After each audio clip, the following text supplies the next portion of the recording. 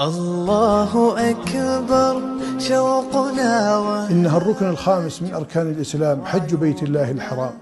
لبيك اللهم حجة لا رياء فيها ولا سمعة. والذهاب إلى منى في يوم التروية هو سنة لمن تيسر له ذلك. صلى في نمرة الظهر والعصر جمعا وقصرا. وعلى الحاج أن يتعلم أحكام دينه ومناسك حجه على وجه الخصوص. خير الدعاء دعاء يوم عرفة. جوده ثجاج جاءوا لمكة والحنين يحفه.